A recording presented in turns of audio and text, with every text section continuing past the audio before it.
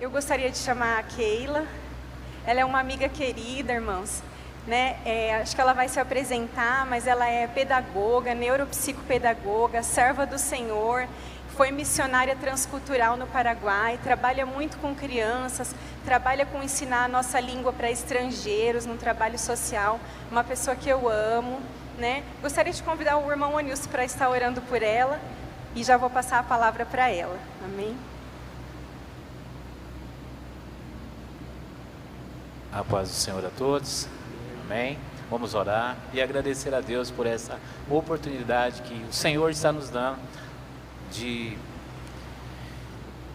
ouvir a palavra de Deus em favor das nossas crianças.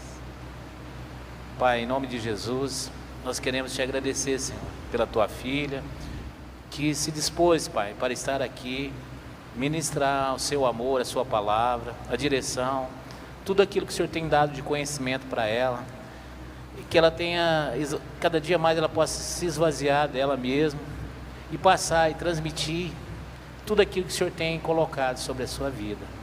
E nós te pedimos, Senhor, que o Senhor use ela tremendamente, nessa tarde, para que os nossos corações possam entender a nossa vida, a cada um de nós possamos entender que a vida está em arrumar realmente a nossa casa.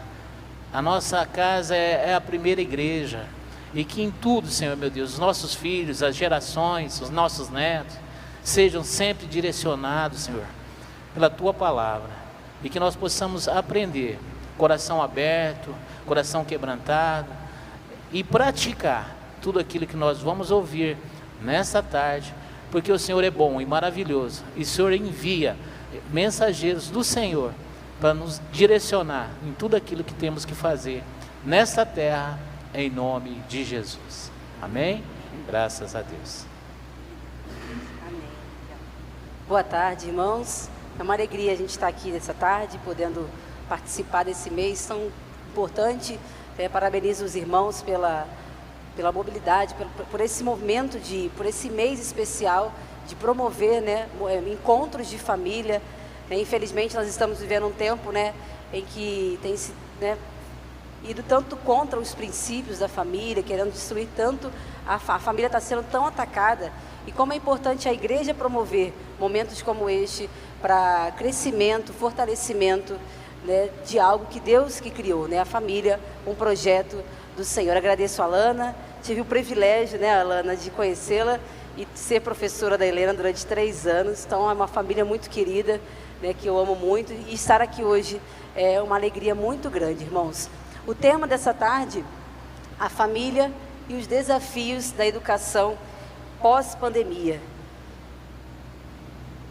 Vivenciamos um tempo, né, muito difícil. Quem que não se descabelou na pandemia, que atire aí a primeira pedra, né? Quem que não foi, de alguma forma, afetado, de alguma forma abalado durante a pandemia, né? Acho que todos nós, de alguma forma, ou perdemos algum querido, né, ou trabalhamos, perdemos o emprego, de alguma forma, nós somos afetados também pelo resultado da pandemia. Hoje nós estamos num tempo em que, né, a questão está mais controlada, mas a gente ainda vive os reflexos desse período difícil. E às vezes a gente olha para os nossos dias e acha que os nossos dias estão muito mais difíceis, né? São muito difíceis, mas todos os tempos nunca foram fáceis. Lembro, essa semana eu estava lendo a passagem bíblica que fala lá da época de quando o Senhor então chamou Noé, né, para construir aquela arca. Era um tempo muito difícil também. Deus estava era uma situação tão difícil. A Bíblia vai dizer em Gênesis 6 que arrependeu-se o Senhor de haver feito o homem sobre a terra e pesou-lhe o coração. E aí ele pensou em destruir a terra. Mas aí, versículo 8 vai dizer, do capítulo 6 de Gênesis, Noé, porém, achou graça aos olhos do Senhor. Noé era varão justo e reto em suas gerações. Noé andava com Deus. Então a gente vê, toda a história vai relatar momentos de altos e baixos da humanidade, momentos difíceis. Não são somente hoje, em 2022, não foi apenas a pandemia. A história vai relatar diversos momentos difíceis. Nunca foi fácil criar um filho, nunca foi fácil, né, constituir uma família, mas a gente pode ver aqui pela Bíblia que existem aqueles, né, que em meio à dificuldade se levantam e permanecem firmes diante do Senhor. E eu e você, nós temos esse desafio.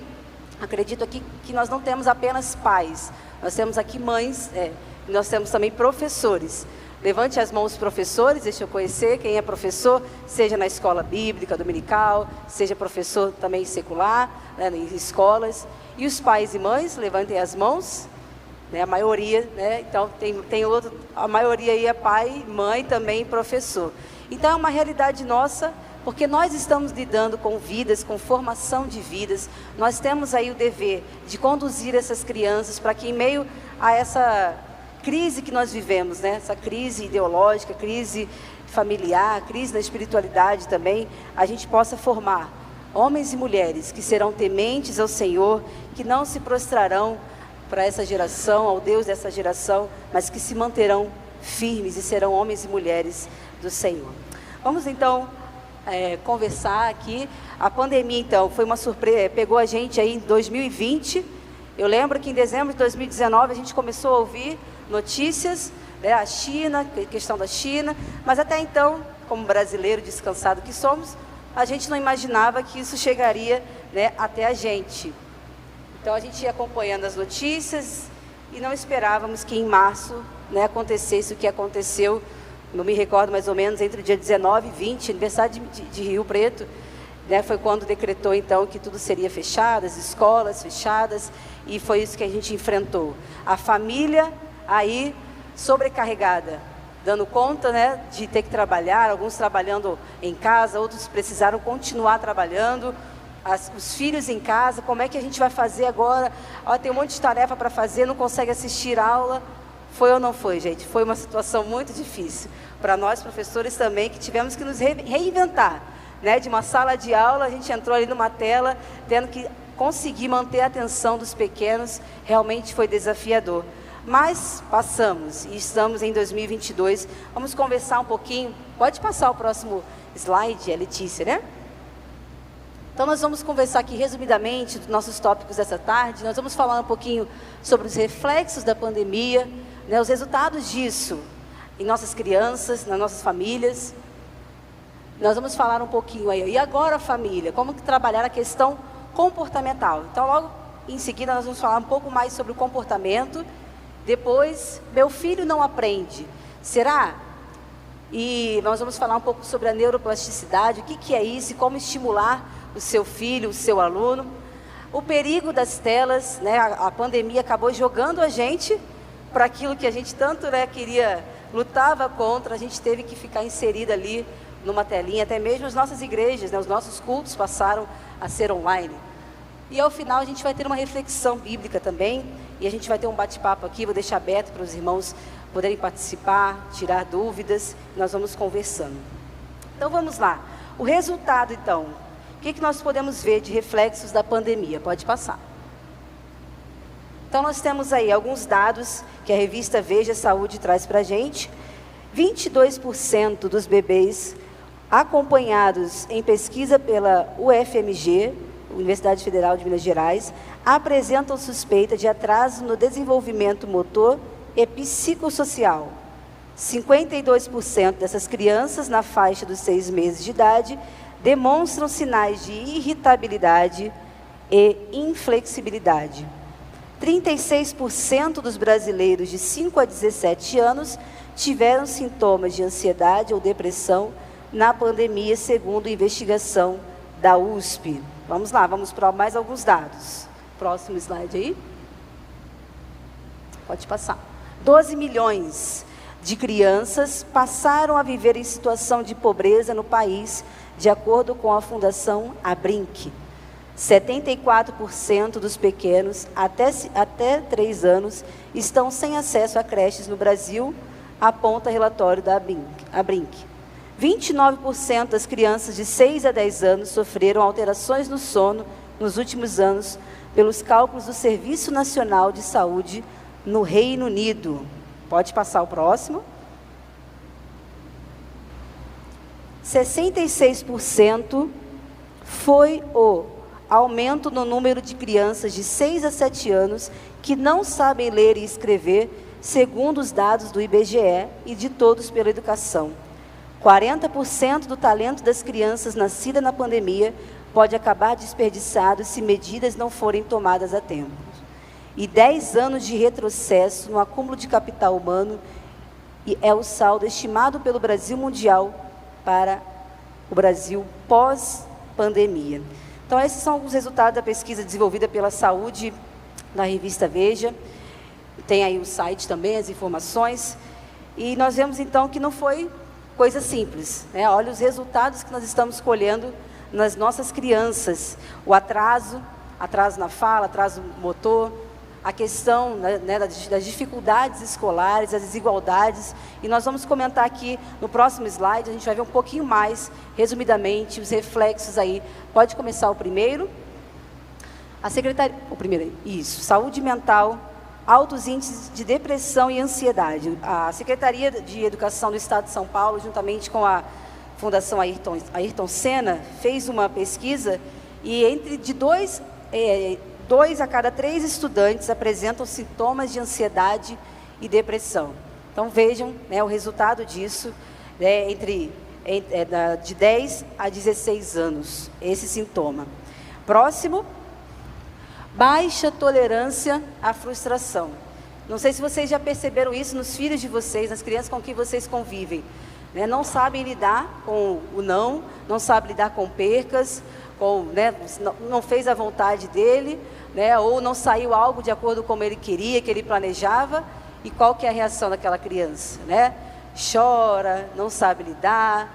Então, nós percebemos isso nas nossas crianças. Como professora, também posso falar sobre isso, né, como tem sido desafiador lidar em sala de aula com isso. Conflitos a todo momento. Já tinha conflito antes, né, porque é assim, crianças, irmãs, né, uma família que você tem irmãos aí, você consegue observar isso, né, um irmão com o outro a todo tempo. Imagina uma sala de aula, 20 crianças, são muitos os conflitos, essa dificuldade em lidar com o outro também. Reflexo desse tempo aí, né, 1 ano e meio fechados em casa. Nós podemos dizer que as crianças foram as mais afetadas, porque nós podíamos sair, depois, né, quando houve a flexibilização, nós podíamos sair, nós podíamos trabalhar, até mesmo nas igrejas, mas as crianças e os idosos não podiam. Então, a gente vê aí as crianças e os idosos, né, que foram afetados, tiveram esse corte aí, né, de um momento tão importante que elas têm de desenvolvimento social, desenvolvimento motor, isso foi, né, afetado. Próximo, tendência, aí ó, dificuldade de socializar, a tendência de isolar-se. Eu não sei vocês, mas depois da pandemia, eu percebi isso em mim também. Queria ficar mais em casa, né, dificuldade, qualquer convite de sair, não, prefiro ficar em casa. Parece que a gente se apegou a estar em casa, a gente se acostumou. Né? Meu pastor estava falando com a gente recentemente de uma pesquisa que foi feita até entre as igrejas, de quantos membros não voltaram, eu não lembro agora a porcentagem, ele estava compartilhando isso com a gente, não voltaram para as igrejas. Olha como que isso é sério. Né? As igrejas, então, depois do modo online, né, culto online, as pessoas se acomodaram e com um clique você pode escolher a igreja que você quer. Você pode assistir 2 cultos ao mesmo tempo, a sua igreja, outra igreja, escolher essa palavra não está boa para mim, eu vou para outra. Né? Então, infelizmente, até mesmo as nossas igrejas foram afetadas nisso. Eu não sei vocês aqui, na nossa igreja lá em Mirassol, eu sou da 2ª Igreja Batista em Mirassol, nós somos uma congregação ainda, mas nós tínhamos pessoas caminhando conosco que não voltaram. Por mais que a gente visite, converse, chama, infelizmente, elas ficaram. Agora, você imagina isso em grandes proporções, né? Igrejas grandes, né, que foram perdendo aí, as pessoas foram perdendo esse costume de participar presencialmente. E isso tem acontecido com as nossas crianças também. Nós precisamos ter esse cuidado. Vou falar já já sobre essa questão do isolamento. Próximo. Impaciência e intolerância. Vocês conseguiram identificar isso nas crianças? Tudo no agora, no já. Outro aspecto que a gente tem observado em sala de aula. Isso se deve também à questão das telas, que nós já vamos conversar sobre isso. Eu vou deixar para aprofundar mais quando falarmos sobre as telas. Próximo aí, ó, a insegurança também. Crianças mais inseguras, o medo, não querem se arriscar, tentar algo novo. Então, até mesmo no aprendizado, se acham, eu não sou capaz, eu não tenho condição de fazer isso. Então, outra questão emocional que nós precisamos cuidar dos nossos pequenos. E o próximo, a defasagem escolar. Uma pesquisa feita também aqui no estado de São Paulo aponta que houve um retrocesso de proeficiência na língua portuguesa de 10 anos e na matemática de 14 anos.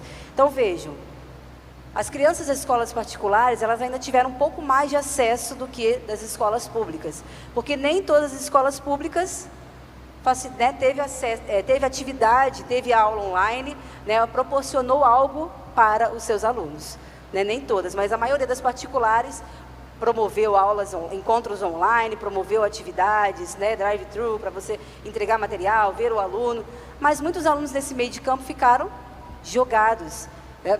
Eu lembro que ano passado eu recebi uma aluna, no 3º ano, e a mãe, logo de começo, a gente faz uma avaliação diagnóstica, e me preocupou de imediato, né, porque a gente espera, por mais que teve a pandemia, mas a gente espera algo ali, uma porcentagem daquela avaliação.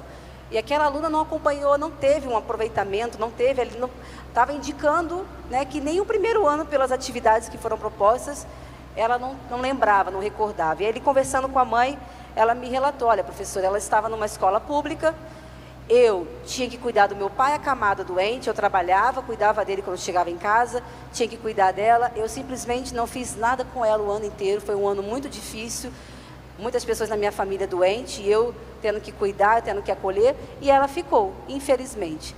Então, olha como que isso é grave, uma menina no 3º ano, né, com a dificuldade de ler, de escrever, cálculos matemáticos básicos. Então, veja, isso ano passado. Então, essa é a realidade de muitas crianças nas escolas. Isso é algo que a gente precisa atentar com os nossos filhos, nossas crianças, para ajudá-los a superar esse momento de perdas aí, né, cognitivas, perdas de aprendizado. O próximo, aumento da desigualdade social. Justamente essa questão que eu acabei de falar das escolas particulares, escolas públicas, teve essa questão. Então, são questões que a gente vai observando, não somente na educação, mas também pelos desempregos que geraram. Então, você vê um aumento de pessoas aí, né, na rua. Eu estive ano passado em Curitiba, eu fiquei impressionada de ver a quantidade de moradores de rua numa cidade tão próspera que é Curitiba. E depois eu conversando com uma amiga que tem parentes lá, e ela explicou que você passa, pelo menos isso ano passado estava assim, você passava pelo centro, pelas principais ruas de Curitiba, vende-se, aluga-se. Então, ela estava explicando que realmente houve um acréscimo de moradores de rua, famílias. Você passava assim na rua, você via famílias, crianças, idosos, jovens, sentados na rua. Então, é uma situação muito triste, né, que nós estamos aí, tudo isso acontecendo ao mesmo tempo. É saúde, é educação, é questão de empregos, né, que nós estamos vivenciando agora. Próximo. O desemprego, a falência de empresas, né? Quantas empresas aqui próximos a nós fecharam também, pessoas tiveram que partir para o online, se adaptar aí ao Instagram, que foi, as redes sociais foi o que salvou muitas vezes algumas lojas aí, outras não resistiram, né? Essa é a nossa realidade. Próximo. Alto índice de violência doméstica, tanto por mães quanto por crianças, o abuso infantil também, tudo isso reflexo desse período. Aumento também do divórcio. Eu fiquei chocada com essa informação, pesquisando, né, sobre isso. Pode passar ali, ó. Nós tivemos um aumento, ó, no ano de 2021 de 40% da taxa de divórcio. Isso aí é uma informação que eu peguei no site do Conjur, consultório jurídico, e ele diz assim que uma das possíveis explicações é a simplificação do processo de separação instaurado durante a crise sanitária provocada pelo Covid-19, e o isolamento social teriam potencializado os conflitos entre os casais. E aí facilitou também, porque eles criaram a plataforma e notariado, e todo o processo acontecia online por videochamadas. Então foi aí, né, um motivo também de ter facilitado, ter crescido esse aumento, né, porque era tudo online, mas também revela algo que está acontecendo nas nossas famílias, dentro de casa, os conflitos, né? Então, pai e mãe brigando, ficaram mais tempo juntos, e olha isso também, olha isso refletindo na criança. que vivenciou essa separação, esse conflito entre os casais, entre as famílias. Então é uma situação realmente muito triste de ver 40% de aumento no nosso país, pertinho aqui da gente. Pode passar para o próximo. E agora, vimos aí os resultados da pandemia em nossas crianças, na educação, nas emoções.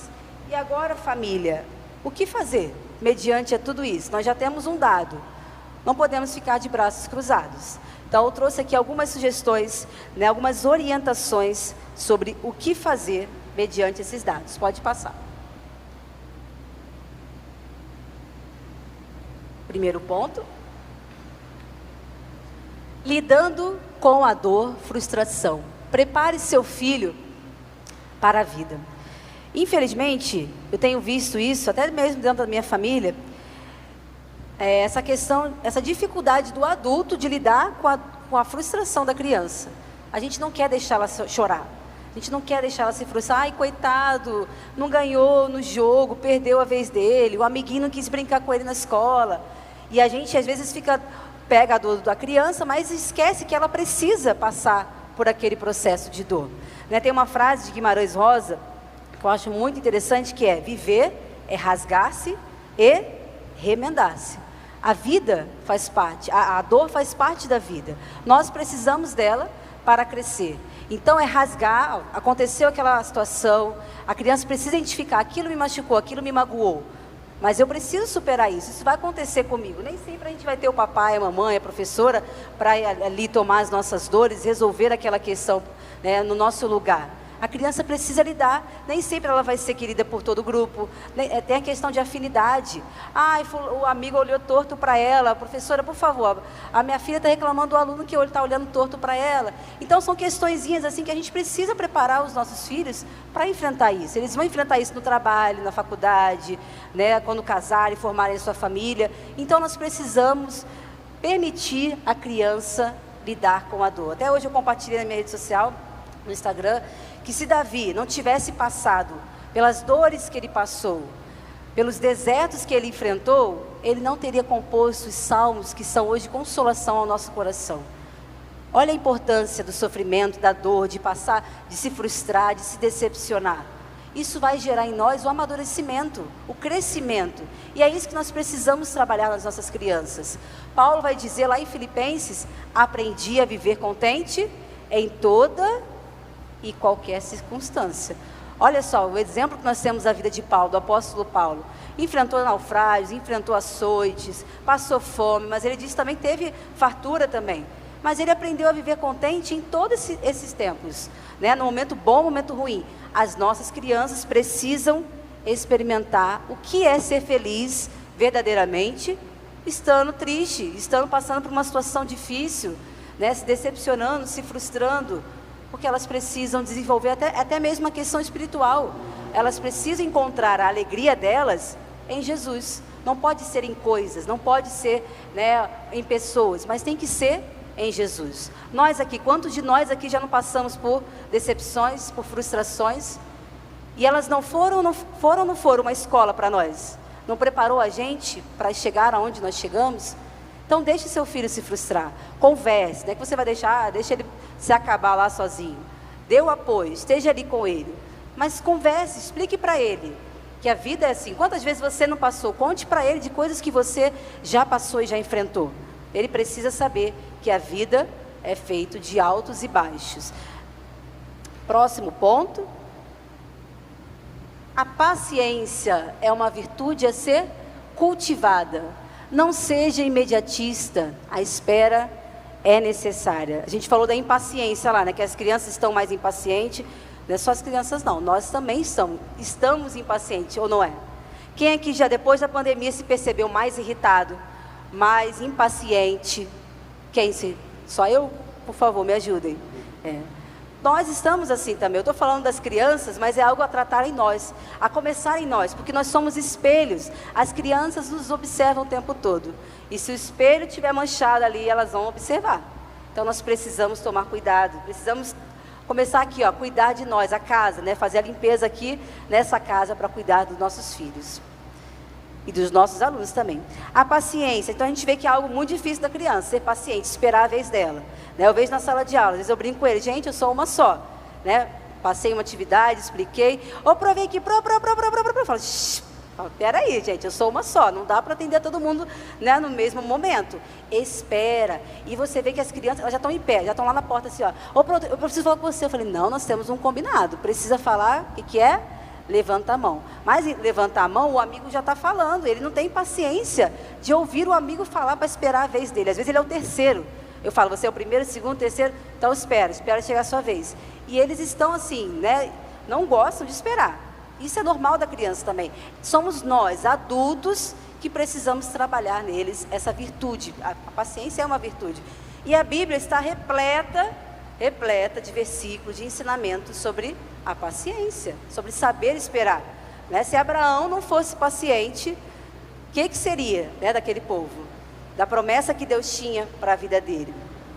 Então nós temos aí, ó, espere no Senhor, seja forte, coragem, espere no Senhor. Salmos 27, 14. É um versículo de muitos. Se você for pesquisar sobre versículos sobre espera, paciência, vai encontrar uma lista enorme. Aproveite para fazer isso, para pesquisar. Trabalhe com seu filho sobre isso. Ó, espera. Quantas histórias bíblicas vão relatar para a gente sobre o valor da espera? Começaram ali de Abraão. Então a criança precisa esperar. E isso é outro malefício que as redes trouxeram para a gente. O acesso às redes sociais, às telas. Porque é tudo num clique. Você passou o dedo, tudo já pode acontecer. Então é algo que nós precisamos trabalhar, pontuar. Até porque a paciência é um fruto do Espírito. Está escrito lá em Gálatas. E as nossas crianças, se nós não trabalharmos com elas, não espere que outros vão fazer isso por você. Você é referência, você é pai, você é mãe, você é professor, você precisa instruir ela, porque sozinha ela não vai aprender. Vamos para o próximo também. O isolamento, aí que a gente comentou, né? Eu percebi isso em mim, essa vontade de ficar em casa, de que não querer sair, evitar sair, né? Algo que é reflexo do que a gente viveu. Mas nós somos feitos para estarmos juntos. É a passagem que Paulo vai falar lá sobre o corpo, que a igreja é um corpo, né? São muitos membros que compõem um corpo.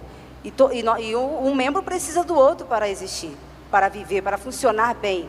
Da mesma maneira, nós precisamos uns dos outros. E se a gente não insere a nossa criança, né, não socializa a nossa criança, ela não vai partir dela. Você não vai esperar que uma criança vai tomar atitude.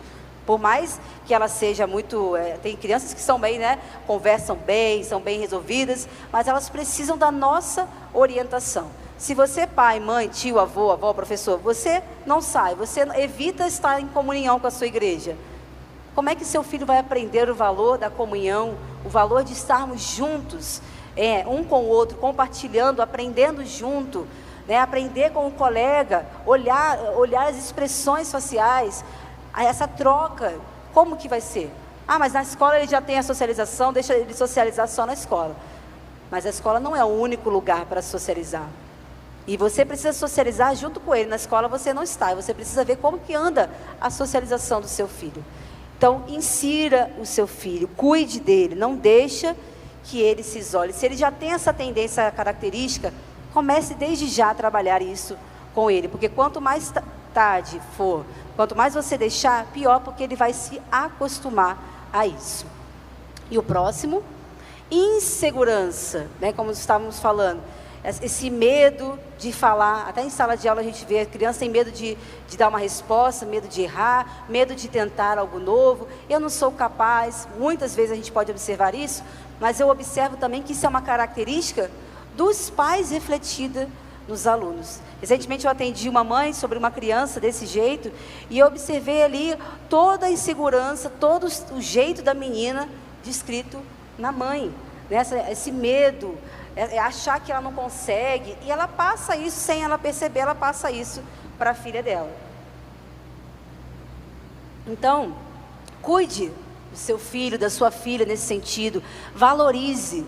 Todos eles têm virtudes. Às vezes a gente vai comparando, porque o filho, olha aquele colega lá, olha lá como é que ele é, olha, ele sabe esperar, olha, ele é bom nisso, olha como é que ele toca bem. E isso vai trazendo ao coração do seu filho, da sua filha, um sentimento vai ali, né, deixando ele preocupado, deixando ele mais ansioso, porque eu tenho que me igualar àquela pessoa, e isso é pior. Então não faça isso, não fique comparando, até mesmo entre filhos, né? Eu tenho uma situação familiar que uma pessoa da minha família, ela tem muito esse hábito de comparar. E ela faz isso na frente da criança, né? Já conversei com ela, olha, não reclame se futuramente você tiver que tomar outras medidas, fazer um tratamento mais sério com essa criança, porque olha como é que você está reagindo, na frente, né? Não fala isso, cada um tem sua qualidade, o filho mais velho vai ter a sua característica, vai ter seus defeitos e seus lados positivos, e o mais novo do meio também, cada um deles é diferente. Nós precisamos respeitar e tomar cuidado com aquilo que a gente fala, como a gente age, e nós precisamos incentivar, trazer segurança para o nosso filho. Gosto muito de Josué 1:9, que diz: não fui eu que ordenei você? Seja forte e corajoso, não se apavore nem desanime, pois o Senhor, o seu Deus, estará com você por onde você andar. Então nós precisamos trabalhar isso também com nossos filhos. Quando eles tiverem medo, insegurança, eu não vou conseguir, lembrar eles da palavra de Deus. Nós precisamos alimentar os nossos filhos, as nossas crianças, da palavra de Deus, trabalhar os versículos, essa memorização, isso é muito importante, porque é isso que vai trazer para eles, né, a segurança, nos dias maus, quando vocês não estiverem, porque nós não somos eternos. Um dia o pai e a mãe se vão, o professor, a professora, mas a mensagem vai ficar ali gravada no coração deles. Então, trabalhe isso. Você pode, o Senhor é contigo, aonde você estiver. Próximo.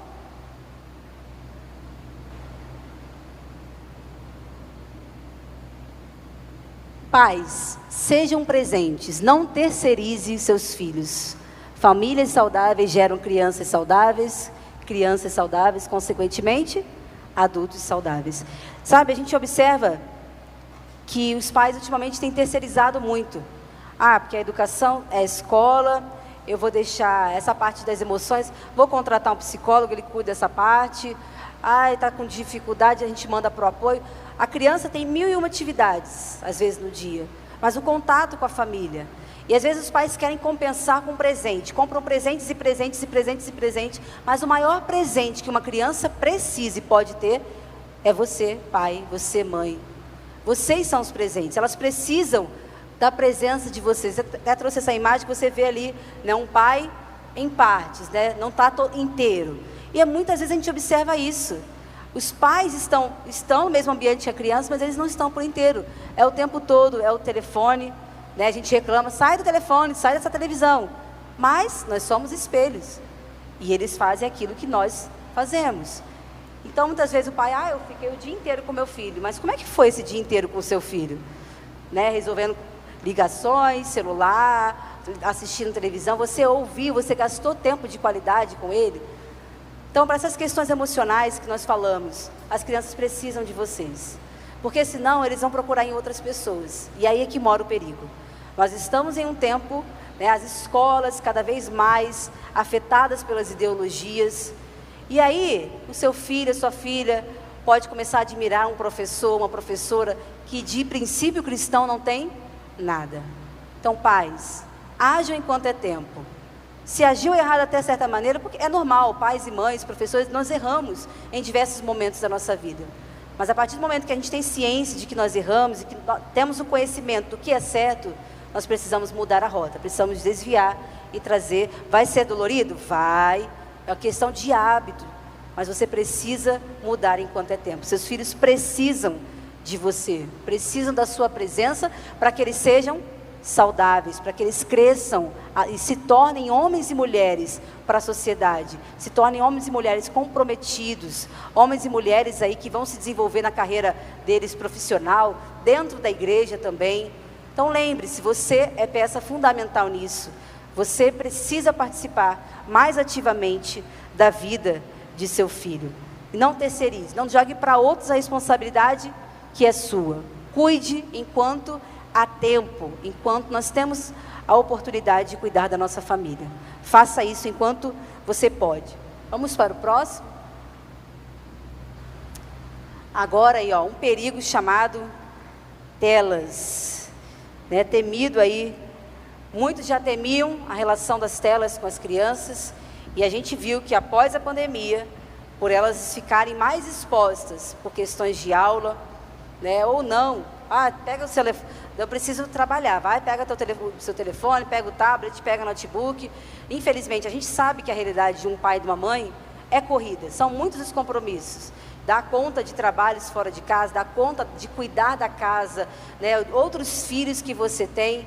E aí, o que é mais fácil? Manter a criança ali no computador, manter a criança ali no tablet. Mas isso tem trazido muitos prejuízos. Então, nós precisamos ter esse olhar atento, cuidadoso, em relação a esse tempo que as crianças estão sendo expostas. Os prejuízos que o uso exagerado das telas podem trazer no desenvolvimento emocional e cognitivo. Então, nós vamos falar um pouco tanto das questões emocionais, quanto das questões de aprendizagem também. O que isso tem trazido, o que isso tem afetado em nossas crianças. Pode passar. Então, essa foi uma pesquisa feita pelo site Convergência Digital, isso foi em novembro de 2021. Olha isso, olha esse dado. O Brasil é o terceiro no mundo em dependências de telas entre crianças. Olha a seriedade, perdendo aí para Emirados Árabes e Estados Unidos. Então, Emirados Árabes aí é um dos países mais desenvolvidos em questões tecnológicas, Estados Unidos também, e você vê a relação, né? Nos Estados Unidos nós temos uma alta taxa de sobrepeso. Então, olha a relação disso, nós vamos falar a relação disso com essa questão da criança também, do sobrepeso. Durante a pandemia da Covid-19, o tempo de tela entre as crianças atingiu novos patamares como resultado. Muitos pais ficaram preocupados com as crianças viciadas em telas e seu impacto na saúde. E uma pesquisa global feita pelo Grupo de Saúde do Reino Unido, Lancet, apontou que o Brasil é o terceiro do mundo em que as crianças passam mais tempo grudadas em tela. Então, aí, as crianças dos Emirados Árabes Unidos são as mais viciadas em seu smartphone, devido a uma pontuação baixa de atividade física de 17, atingindo um alto tempo diário da internet de mais de 7 horas. Então, uma criança, normalmente nos Emirados Árabes, gasta em torno de 7 horas diárias, não é nem semanais. Então, veja o risco que isso traz para o desenvolvimento. Ali no balão azul, diz assim, vou aproximar aqui também, que é a visão, estou de óculos, mas a visão ainda está ruim. No país, 94% da população está na internet, gastando mais de 10 horas navegando na web todos os dias. A taxa de obesidade infantil do país também está aumentando e tem previsão de chegar a 12% da população até 2025, com um score físico geral de 11 e uma marca de comportamento sedentário de 12. Então, das crianças brasileiras estão em menos da metade das crianças brasileiras estão seguindo as diretrizes de exercício ou tempo de tela recomendado. Então, veja, 94% da população é muita gente.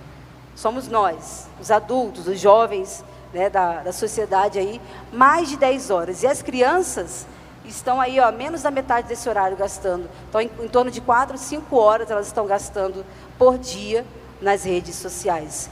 Então, olha o perigo que isso traz. Ali ao lado é o gráfico que isso apresenta para a gente, né, a porcentagem de habitantes que usam as redes, né, o acesso de 10 horas, em uma mínima ali que não usa durante esse tempo. Então, o que isso pode trazer de malefício, de ruim, de prejuízo para as nossas crianças? Vamos ver no próximo. Estímulo à preguiça. A criança está ali, sentada, ela não precisa sair de casa, ela não precisa levantar do sofá, da cama, e ela pode acessar, conversar com pessoas que estão em outros lugares, ela pode se divertir, passar horas e horas deitada, quando ela deveria estar se movimentando, fazendo uma atividade, se alimentando adequadamente, e ela está ali. Então, você está estimulando ela a ficar mais preguiçosa, e elas estão, de fato, mais preguiçosa. Se você pede para o seu filho, filho, busca, vai lá no quarto, pega tal coisa para mim, traz aqui. Ah, é ou não é, né? Ah, mas tem que ser, eu acho. Chama outra, vai a outra lá. A preguiça às vezes de sair de casa, não quer sair. Por quê? Por causa dessa facilidade que em um único celular, em um computador, em um tablet, ela pode fazer tudo ao mesmo tempo. Então, olha aí, ó, o estímulo à preguiça. E aí, devido a esse alto uso exagerado, ela vai ter dificuldade de encontrar prazer ouvindo uma boa música, contemplar o que é uma poesia, ouvir, olha que música linda, prestando atenção numa letra. Ela vai ter dificuldade de ler um bom livro, entender um livro, ter ali aquele prazer da leitura. Ela vai ter essa dificuldade, porque pelo celular ela faz tudo, ela tem todos os prazeres ao mesmo tempo. Então, olha o perigo que isso pode trazer, e até mesmo afetando a companhia. Ah, eu vou lá para casa, vou brincar com fulano, vai ter outra pessoa lá, eu não gosto de brincar com ele é muito chato. Ah, eu vou ficar aqui mesmo. Então, isso vai ajudando no afastamento, no isolamento social. Próximo, baixo desenvolvimento cognitivo. A criança passa muito tempo ali, já é comprovado que aquela luz também, a iluminação dos smartphones, elas também deixam a mente mais acelerada. Isso vai afetar na concentração, no foco. Então, ela não vai querer fazer a tarefa da escola, a leitura da escola, porque a mente dela está a 1000 por hora. Então, é uma adrenalina muito grande ali na mente dela, e ela não vai conseguir se concentrar. E isso vai fazer o quê? Um baixo rendimento, um baixo desempenho. A criança vai perdendo ali a criatividade dela, a capacidade de raciocinar vai ficando limitada. E o individualismo, antigamente a gente precisava juntar os amigos, Como era gostoso na rua. Vamos lá, fulano, chamava fulano para brincar, ia no outro, Se você morava num prédio, descia todo mundo, ou não, juntava na casa de um colega, ou brincava no parquinho. A gente tinha a necessidade, um só não dá para brincar, a gente precisa juntar mais gente. Ou sozinho você criava outras coisas, e usava bastante a sua criatividade. Mas por conta disso, pelo prazer que uma coisa só pode trazer, por tantas coisas, você perde a capacidade de viver em grupo, de admirar, de brincar de outras coisas, e você vai se tornando cada vez mais individualista. Então, a criança se torna menos empática, porque ela não convive, ela não sente a dor do outro. Então, ela se torna mais egoísta. Então, olha o perigo que esse alto consumo das redes sociais, não falo nem só das redes sociais, mas do celular em si, das telas em si. Tanto televisão, porque às vezes você fala, vou tirar o celular, vai lá, pode assistir televisão. A televisão também é uma tela. Televisão, os smartphones, os celulares, tablets, computadores, tudo isso é considerado tela. Tudo isso traz um malefício.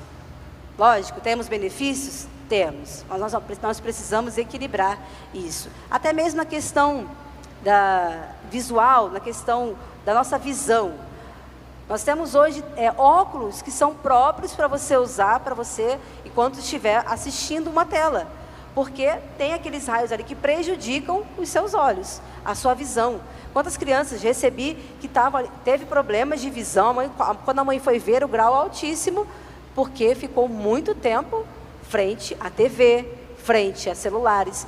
Então, olha só, pais, professores, precisamos cuidar, nós precisamos mediar. Como é que eu faço? Meu filho já fica, ele já tem esse hábito, eu trabalho o dia inteiro. Nunca é tarde para cortar, lógico, vai ser sofrido. De primeiro momento, vai ser sofrido. Que nem a gente, quando começa uma dieta, a gente sofre, porque depois do almoço a gente queria comer o docinho, a gente queria beliscar, queria tomar um refrigerante. O corpo fica clamando para aquela gordura, para aquele doce, para aquela vontade de tomar sorvete, mas você está num propósito, você quer emagrecer, você quer mudar seus hábitos alimentares.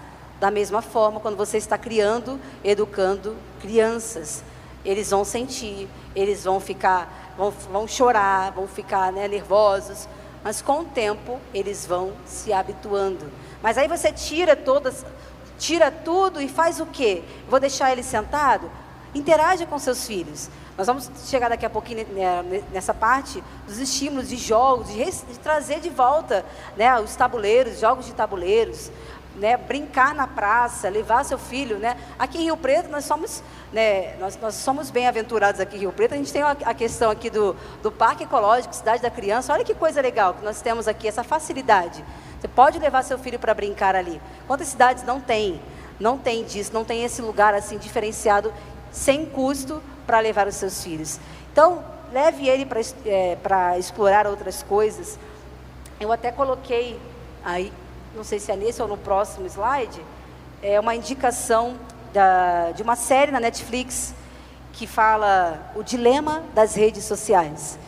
Então, se você não assistiu ainda, eu indico para você, assista. São próprias pessoas que participaram, que criaram aplicativos, que criaram essas redes sociais. Elas pararam, elas saíram dessas empresas, porque elas viram que aquilo estava, né, demais, estava invadindo a privacidade das pessoas, estava trazendo destruição mesmo, estava acabando com as pessoas. Então, veja, dos próprios criadores, eles saíram, ainda fizeram esse documentário. Então, nós precisamos nos atentar. Mas não é só tirar dos nossos filhos, a começar em nós, começar de mim. Essa semana, enquanto estudava, pensava, lia tantas coisas, falei, meu Deus, como eu preciso mudar esse hábito também. A gente quer estar disponível o tempo todo. Chegou uma mensagem, eu tenho que responder naquele momento. Quantas vezes, às vezes, dirigindo, a pessoa mandou mensagem, tem que responder agora. Não, você não tem que responder naquele momento. Não precisa. Estipule um horário, você não precisa ficar o tempo todo exposto, olhando as redes. Saia um pouco disso, leia, exercite a sua mente também, que é o que nós vamos falar daqui a pouco sobre isso. E não sei se vocês já ouviram falar, o Léo Freiman é um psicólogo conhecido, ele tem até um canal, ele tem uma página, o Instagram, ele fala muito sobre essa questão da educação, de educar as emoções das crianças também. E ele estava contando recentemente que ele foi no médico e ele, na fila de espera, ele ficou admirado de ver, ele até usou a expressão modo avatar. A criança, com o tablet dela, chegou com o tablet, sentou com o tablet, do jeito que ela chegou ali no hospital para ser atendido, ela estava, não olhou, em nenhum momento ela não interagiu, a mãe respondia tudo por ela e ela foi embora do jeito que ela entrou. O momento todo ali, olhando para o smartphone, interagindo com o smartphone, e aí ele fala do perigo que é isso, é um modo avatar. Você não está criando um ser humano, você está criando um avatar. O que é isso? A criança não olhou, não interagiu, não falou do que estava sentindo, não cumprimentou a recepcionista, um bom dia, boa tarde.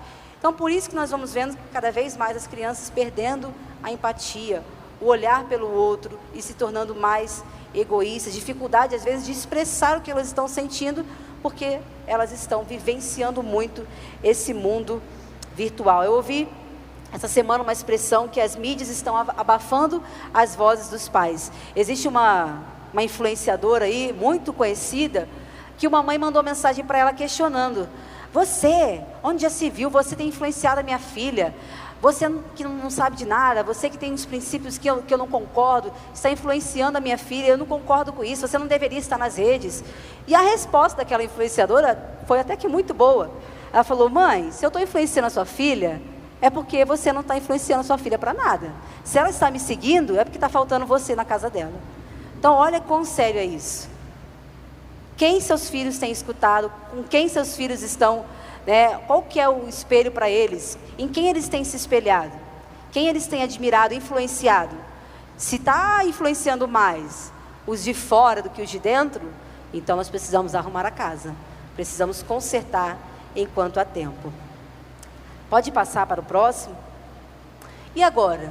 Meu filho não aprende. Nessa pandemia eu observei, meu Deus, meu filho não aprende. Não aprendeu nada esse tempo de pandemia. Nossa, mas quanta dificuldade, meu Deus.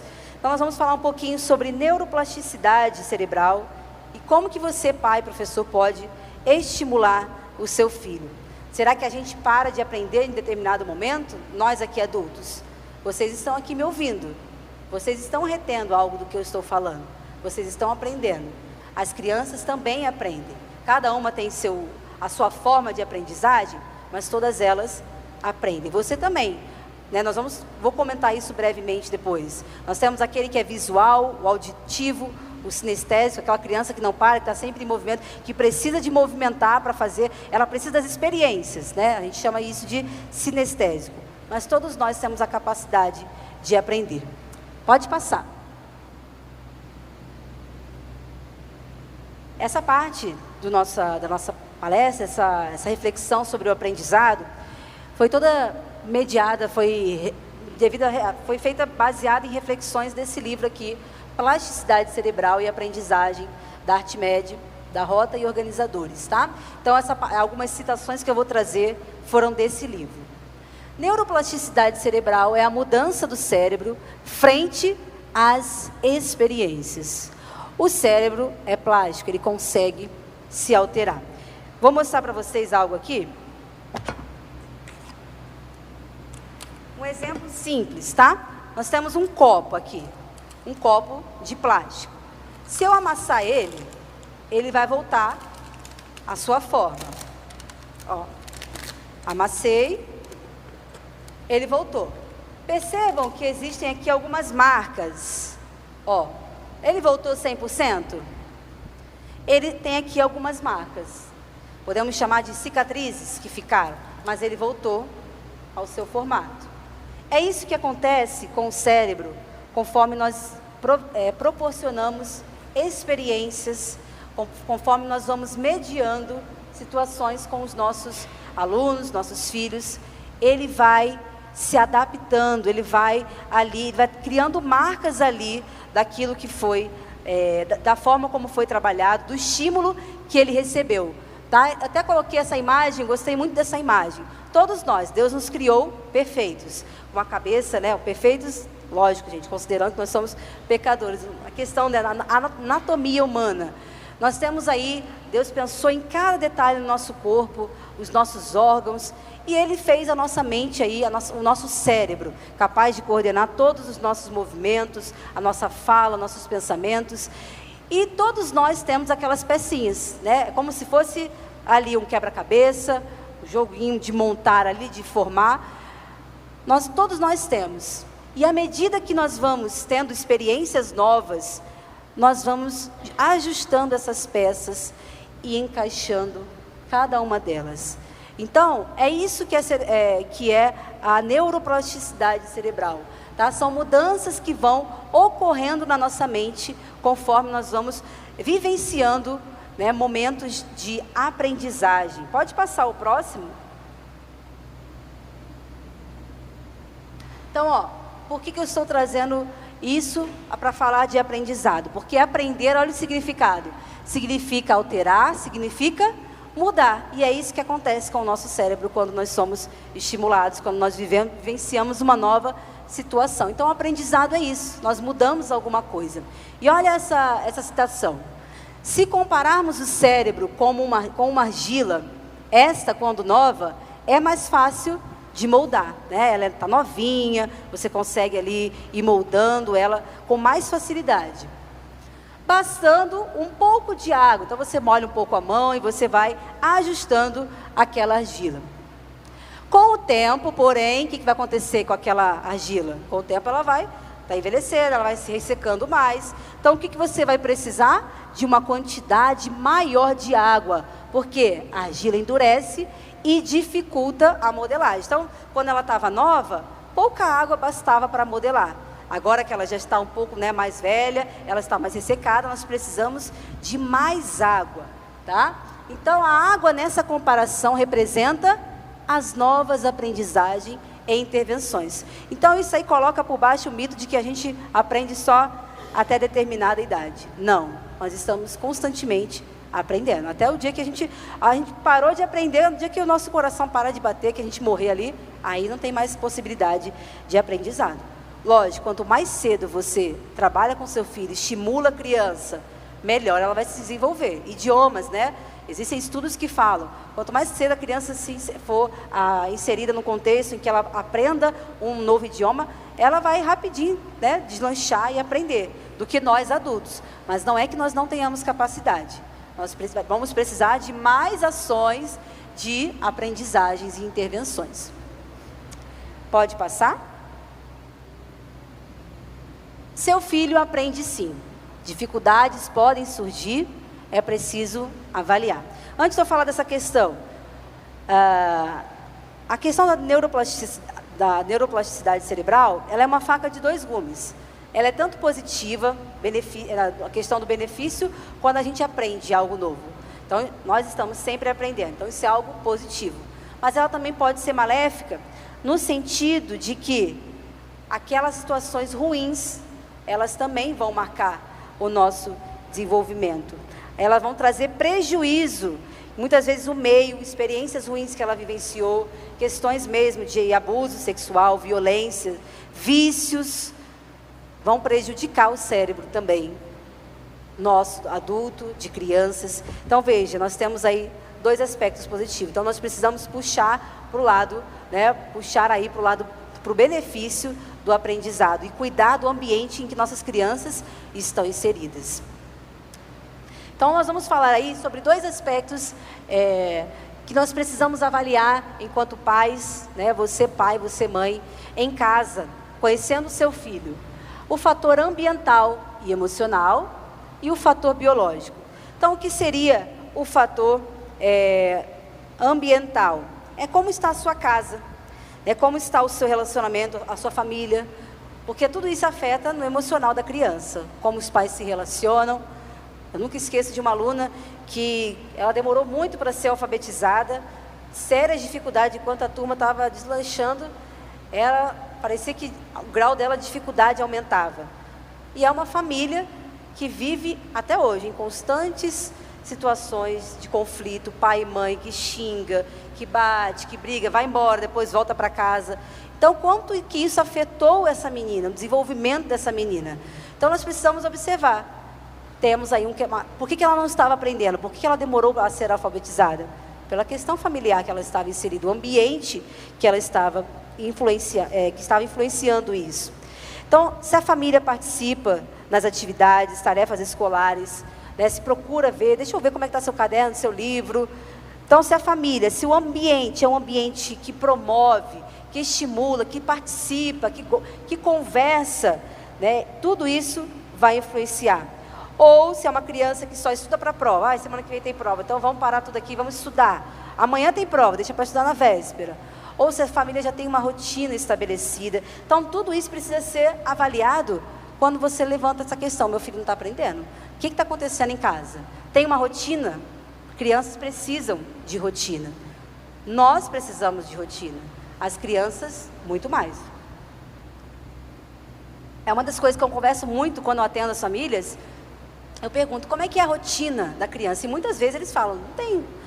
Quando dá, faz tarefa na hora do almoço, antes de dormir. Isso é ruim para a criança. Ela precisa ter uma rotina, um hábito. Almoçou, já faz a tarefa, ou vai descansar um pouquinho, depois fazer a tarefa. Sempre no mesmo horário, para que isso vire um hábito, uma rotina, para que vai facilitar ela na organização. Porque também um ambiente bagunçado, em que ela não sabe... Não tem uma mesa de estudo, ela liga a televisão e vai fazer a tarefa junto com a televisão. Qual que é o aproveitamento que ela está tendo ali? Então, será que não é isso que está influenciando no aprendizado dessa criança?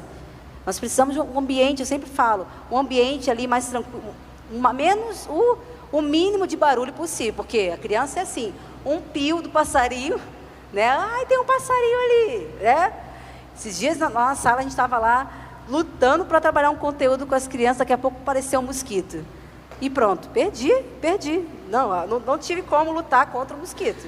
O mosquito dominou minha aula, porque eu estava lutando para ensinar um conteúdo, e ele conseguiu em poucos segundos ali. Mas isso acontece, né? Em casa não tem como evitar essas questões. O que eu quis dizer é, o ambiente influencia muito. Então, prepare um ambiente mais adequado para o seu filho estudar. Quarto eu acho perigoso, porque quarto a gente associa com descanso. Então, eu mesmo tirei minha mesinha, minha escrivaninha do quarto, porque eu entrava no quarto, eu queria dormir. A gente está associado já, a gente olha para a cama, ela chama a gente. Fica longe da cama, porque senão você vai querer dormir o dia inteiro, você vai querer... deixa só 5 minutos, quando vê já passou 20, 30 e você está ali. Então, proporcione um outro ambiente. Se não tem como, então você pode ficar ali no quarto com ela, acompanhe, mas medie esse momento com ela. Então, o fator ambiental, a família, isso influencia demais. Proporcione esses momentos. Não deixe para estudar só na prova. Observe o material da sua criança. Peça para ver o que ela está estudando. Converse. Buscou ela na escola. O que você aprendeu hoje? Como que foi isso? Fala para mim, me conta, me explica. Ela precisa contar, compartilhar. Porque muitas delas, como elas são auditivas, elas precisam contar, elas precisam explicar isso. Né? E elas explicando, elas vão aprendendo também. Elas vão colocando em prática aquilo que elas aprenderam. Questão também alimentar. Essa criança está se alimentando bem? Ai, meu filho não come. Você dá a comida para ele certa? Eu acho que ele não vai gostar disso. Você precisa oferecer os alimentos adequados. Você precisa. Não gosta de feijão. A gente precisa proporcionar isso para a criança. A gente não pode deixar só ela escolher a comida que ela vai querer. Porque ela não sabe o que é bom para ela. Ela não tem idade para discernir o que é bom para ela se alimentar, o que vai fazer bem e o que não vai fazer. Então, cuide dessa questão alimentar também, porque isso influencia. Se a criança estuda de manhã, antes de sair de casa, ofereça um café da manhã. Ela precisa. Quantas vezes eu sou interrompida? Professora, está na hora do lanche, por favor, não comi nada hoje. Como que você faz? Ela precisa, está com o estômago vazio, está com fome. Como é que ela vai aprender alguma coisa? A gente, quando está com fome, a gente fica como? Eu fico nervosa quando estou com fome. A gente tem essa tendência a ficar mais nervosa. Como é que ela vai... Matemática, ela está viajando já porque ela está com fome. Então, proporcione o alimento, leva... Não deu tempo de tomar em casa, no carro, dá um leite para ela, dá um pão, alguma coisa ela precisa se alimentar. E ela precisa criar o hábito, porque nem todas também gostam. Eu lembro que eu passei por isso. Não conseguia comer nada de manhã, mas eu fui me habituando, fui criando esse hábito e hoje eu tenho essa necessidade de me alimentar pela manhã. E como isso que influencia todo o nosso dia.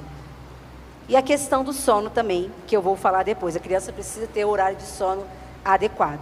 E tem o fator aí biológico. Bom, tá tudo em casa, ela tem uma mediação adequada, a gente participa, ela tem horário de tarefa, ela tem uma rotina estabelecida, e mesmo assim, a gente tem contato com a escola. Outra coisa também, né, vocês precisam criar uma parceria com as escolas, com os professores. Eu entendo, né, que muitas vezes a família fica chateada com a escola em muitos aspectos, a gente entende isso. Eu não estou entendendo, mas o professor não tem uma bola de cristal para saber o que você está pensando, o que você está, né, as suas dúvidas aí na sua mente. Então, marque uma reunião, converse, procure saber como que é o seu filho na escola. Passou tudo isso, seu filho continua, né, ele está tendo ali o atendimento adequado, tem participado da vida dele, e ele continua tendo um baixo desempenho escolar.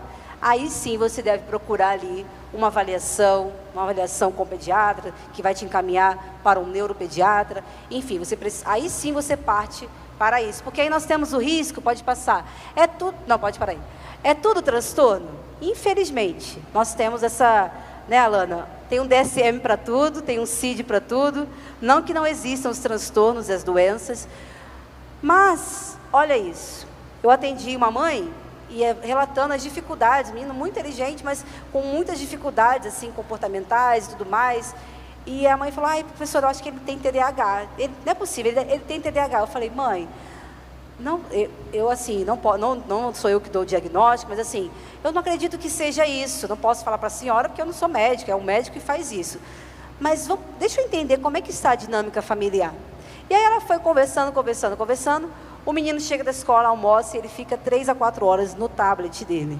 Então, nós descobrimos o que estava deixando aquele menino irritado, inquieto, não parava no lugar dele. Eram as telas, que a gente já conversou sobre isso, que influencia.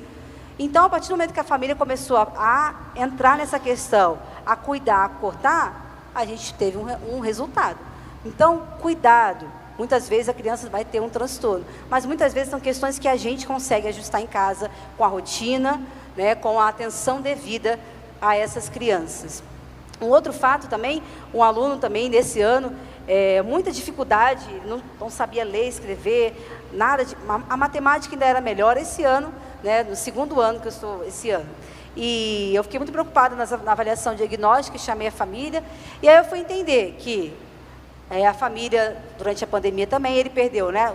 Os alunos do segundo ano perderam o pré, ou a etapa 4, né, que fala, o pré-2, né? Pré-2, que é o que antecede ao primeiro ano. Então ele perdeu, ele tem séria dificuldade de coordenação motora fina, questão da pinça, de segurar um lápis, tive que trabalhar muito isso com ele, e ele perdeu praticamente metade do primeiro ano. Então ele chegou assim na sala de aula. E os pais preocupados, será que ele tem dislexia? Eu falei, olha, pode ser que sim, pode ser que não.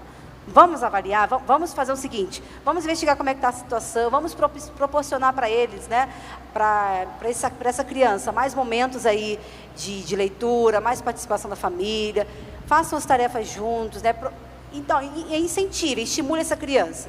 E aí, a partir desse momento, a mãe também procurou uma alfabetizadora, né, indiquei para ela, começou esse tratamento, né, o menino agora em agosto já está lendo, escrevendo normalmente, isso não era nenhum transtorno, porque se fosse dislexia, isso teria persistido. Então, veja como que ficou, né, uma situação lá na pandemia, que a família não conseguiu acompanhar, afetou. Então, cuidado com essas canetadas rápidas de transtorno que a gente tem recebido, né? Cuide do seu filho, investigue tudo o que está acontecendo, para então você chegar né, ter ali um diagnóstico exato.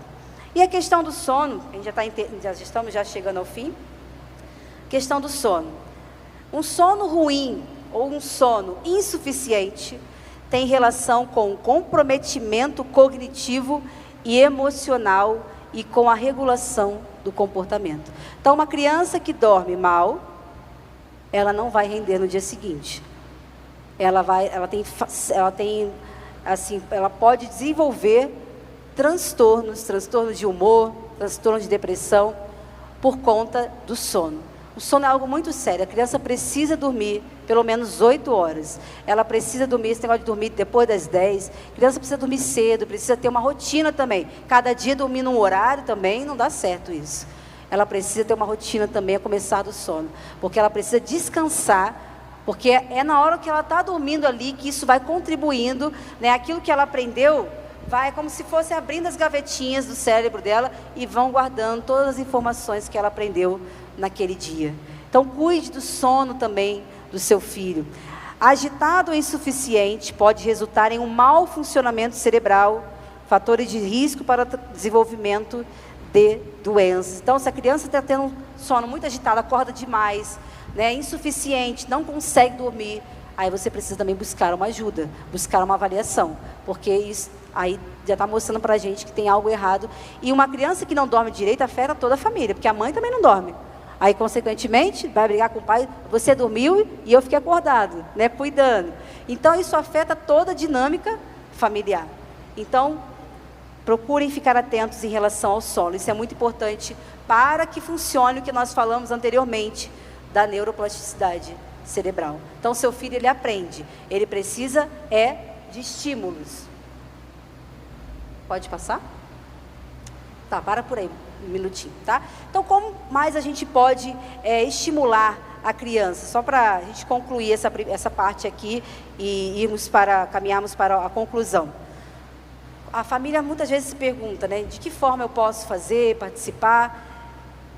Como eu já falei, conhecendo o material, conhecendo a escola, conhecendo o que o aluno está aprendendo, proporcionando ali momentos até mesmo, está trabalhando tabuada, trabalhando conceitos matemáticos de adição. Tem tantos jogos que exploram isso de uma maneira mais lúdica. Então, procure, né, estimular seu filho, trabalhar essas questões com seu filho através de brincadeiras, de jogos. Eu lembro, Alana, que em 2020, que a gente estava trabalhando sistema monetário, como trabalhar sistema monetário, né, online, a gente trabalhando esse conceito aí com as crianças, dinheirinho e tudo mais. E aí eu lembro que, se eu não me engano, foi mercadinho que vocês fizeram, né? A Alana postou lá que eles fizeram, a Helena, a Elô, fizeram um mercadinho para elas vivenciarem as situações ali com o uso do dinheiro. Olha que rico que é isso. Então, se seu filho está trabalhando no sistema monetário, ofereça isso. Leitura. Às vezes a criança lê, não entendi nada. Peça para ler em voz alta, pausadamente. Às vezes é a forma como ele está lendo que está afetando também.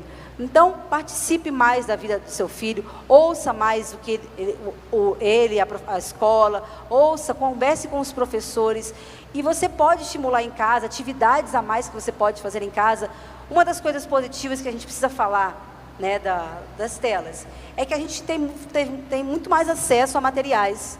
A gente consegue ter materiais até mesmo de famílias cristãs que têm esse costume da educação no lar, e eles estão oferecendo isso para a gente. Então, olha só, às vezes na escola, são muitos alunos, a demanda é muito grande, não dá para aprofundar tantas coisas. E você pode fazer isso numa atividade em casa, às vezes não tem tarefa naquele dia, um final de semana, que você pode propiciar para o seu filho ali um enriquecimento com outros materiais que vão ampliar ali o conhecimento do seu filho. Então, ajude seu filho nesse sentido, participe da educação também, não deixe, só a escola, né, que faça, você pode fazer mais. Tenha momentos de leitura, isso era muito comum antigamente, roda da família, fazia uma roda e se lia em voz alta, a família participava, e isso infelizmente com o tempo foi se perdendo, e hoje a maioria considera que leitura é algo chato, algo pesado, mas se a gente, adulto, não lê um livro, não abre um livro para ler, você acha que a criança vai pegar um livro para ler? Que exige muito mais dela, que ela vai ter que se concentrar ali, vai trabalhar a leitura.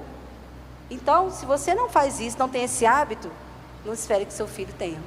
Você é um espelho. Então, você precisa ser um espelho que vai levar seu filho a também procurar, né, essas questões aí de aprender, de se interessar pelo aprendizado. Então, propicie esses momentos, busque, né, eu tenho várias sugestões aí, a Alana sabe, eu mando muitos materiais para ela, famílias que criam materiais, professores que criam materiais, que ajudam tanto na questão da matemática, né, tem o Sérgio Morcelli, vocês podem procurar depois no Instagram, ele facilita a matemática, assim, muito, porque matemática eu sei que é a vilã das famílias, muitas vezes, né, ficam brigando, meu Deus, matemática, e são materiais riquíssimos, que famílias têm feito isso em casa, têm aproveitado, e você pode incentivar o seu filho, desenvolver o cognitivo, menos acesso e mais conteúdo, mais acesso a coisas boas, a própria leitura da palavra, né, momentos de palavra. Eu ainda não tenho o privilégio de ter uma família, de ter filhos, né, o Senhor ainda não me permitiu, mas eu sou fruto de uma família que, embora uma família simples, uma família, né, que cresceu que teve muitas limitações, não tive tudo, porque hoje a gente tem esse pensamento, né? Eu só ouço isso, e eu já falei isso muitas vezes, quero dar para os meus filhos tudo que eu não tive. Mas você precisou disso? Te fez falta no sentido da sua formação pessoal, do seu caráter? Então, por que a gente quer a todo custo? Eu vejo as pessoas trabalhando cada vez mais, os pais trabalham cada vez mais, porque querem fazer uma casa exuberante, porque querem deixar a maior herança deste mundo para os filhos. E aí, com isso, trabalha tanto, né, tem um investimento enorme fora e em detrimento da família. A família vai indo embora. Então, né, qual que é o seu objetivo como família? O que você gostaria? Eu tive, graças a Deus, bons exemplos ali. Meus pais, nós tínhamos ali semanalmente nosso culto familiar. E como que isso foi importante?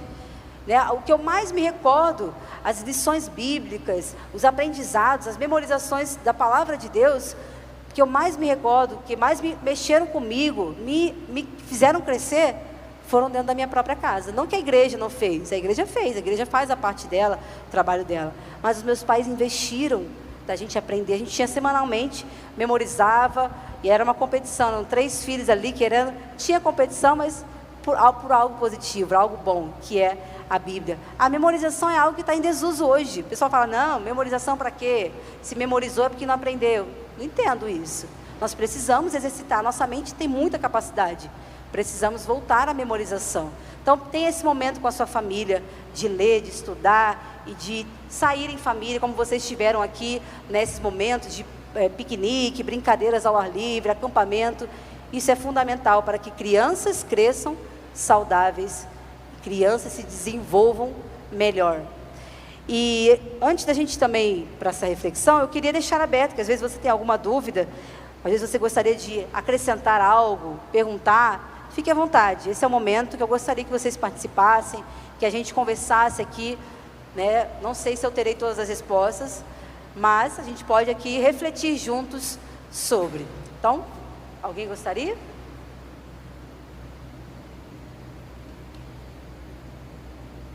Algum comentário? Algo que passou e você queria voltar a comentar aqui? falamos sobre comportamento, aprendizados, o uso das telas. Alguém gostaria de falar alguma coisa? Estão tímidos? Não precisa não, pode perguntar. Não?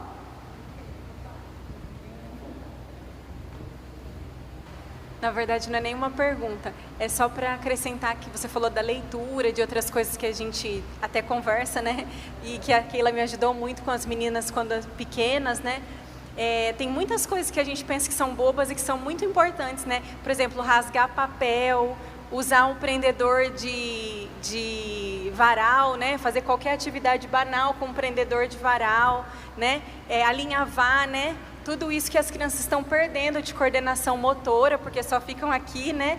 E que a gente pode ter em casa, né? Quem não tem prendedor, quem não tem alguma coisa para alinhavar, não precisa ser uma agulha perigosa, né? A gente usava umas agulhas de plástico lá em casa, assim, para as crianças alinhavarem, que são movimentos fundamentais para depois conseguir construir nos tijolinhos a aprendizagem da escrita e tal, né? Então, às vezes a gente pensa que tem que ser coisas mirabolantes, né? E na verdade, com coisas que a gente tem em casa, a gente pode brincar de forma que está construindo coisas para os filhos, né? Exatamente. Materiais que a gente tem dentro de casa. Nas férias eu fiz com a minha sobrinha, né? Eu fiz um pontilhado com ela e com um barbante. Ela passei a cola, ela foi colocando. Então, olha ali, ó, o movimento fino, que é realmente, depois da pandemia, então, as crianças, né, foram muito afetadas. Esse menino, por exemplo, que está no 2º ano, a dificuldade que ele tem de pegar, até hoje ele ainda tem um pouquinho dessa dificuldade, porque não foi trabalhado, ficou um vão ali, né? Ficou esse déficit ali. Então, você pode estimular seu filho, prendedor de varal, como a Alana falou, né? Papelão, você pode fazer uns furos no papelão e a criança vai alinhavando ali com cadastro. Olha só, são coisas que você pode ir estimulando dentro de casa, coisas simples que você mesmo tem.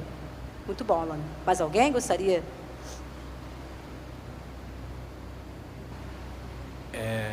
No caso, é falado sempre em família, né? Quando a família é totalmente desestruturada, como é que a gente pode acrescentar a criança para que ela possa ter uma vida saudável também?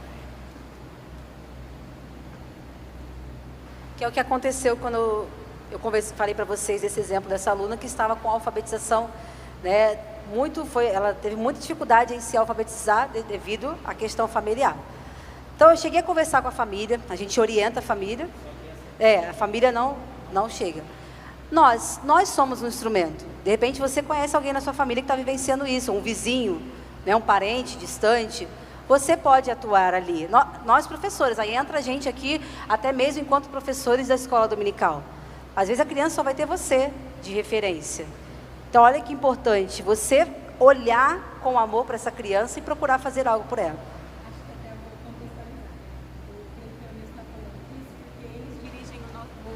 Eles dirigem um projeto social da nossa igreja, né? E é um projeto que chama Igreja da Criança, e eles vão lá uma vez por semana e lidam com muitas crianças que as famílias nunca apareceram, né? E tem crianças em situações assim de drogadição, pais presos, tem meninas que foram com eles para eles pequenas e hoje já têm filhos, né? E eles têm uma oportunidade semanal de ministrar essas crianças. Então acho que é esse que é o... Qual que é o grupo, mais ou menos, a quantidade de crianças que vocês estão trabalhando ali? 50. É todo sábado que vocês trabalham? Toda segunda. Vocês são a referência delas. É vocês que elas vão ter. Vocês, tem uma equipe, tem outras pessoas que trabalham com vocês? Exatamente.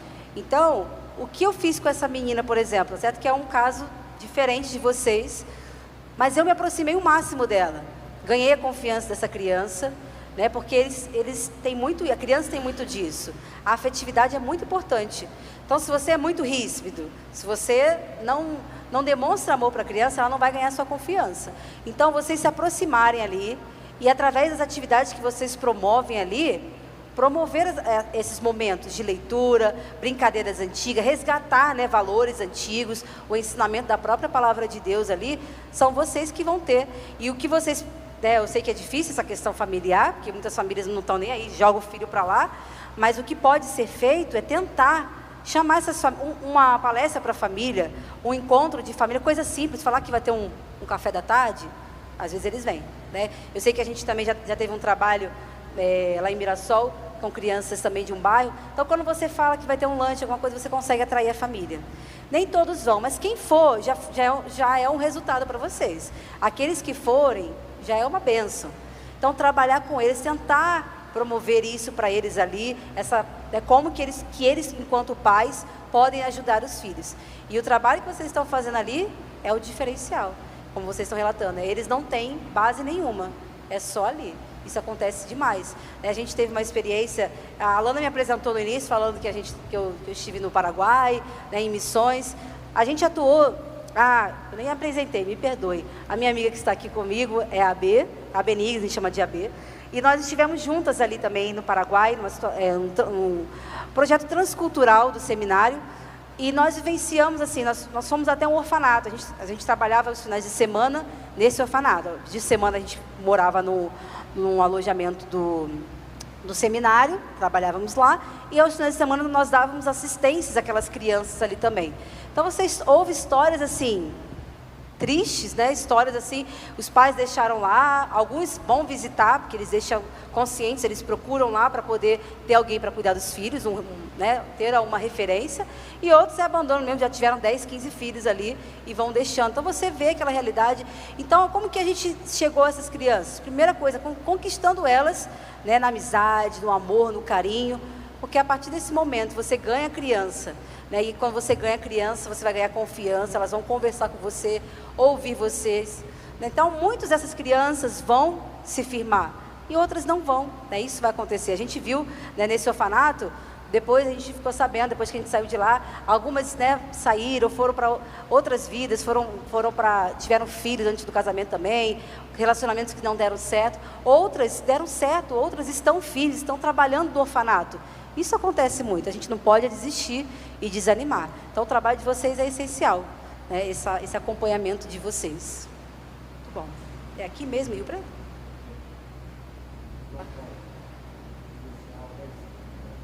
Como? Garcia. Ah, tá, não conheço. Mais alguém? Não?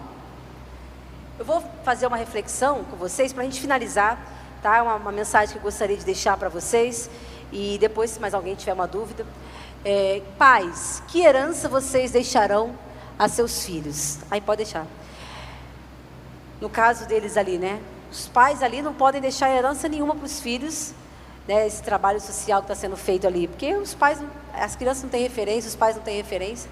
Mas eles podem ali, enquanto responsáveis ali por aquele trabalho, deixar. Está lá em Provérbios 6, do 20 ao 24. É a minha Bíblia. Meu filho, obedeça aos mandamentos de seu pai e não abandone o ensino de sua mãe. Amarre-o sempre junto ao coração, ate-os ao redor do pescoço. Quando você andar, eles o guiarão. Quando dormir, o estarão protegendo. Quando acordar, falarão com você. Pois o mandamento é lâmpada, a instrução é luz, e a advertência e as advertências da disciplina são o caminho que conduz à vida. Eles o protegerão da mulher imoral e dos falsos elogios da mulher leviana. Então nós temos aí uma orientação aos filhos, né? Obedeça, guarde os mandamentos, os ensinos.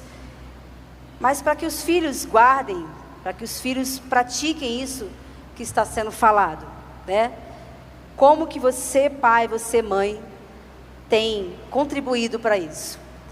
A família é um projeto, a família é uma construção. Se família é construção, o alicerce é o pai e a mãe.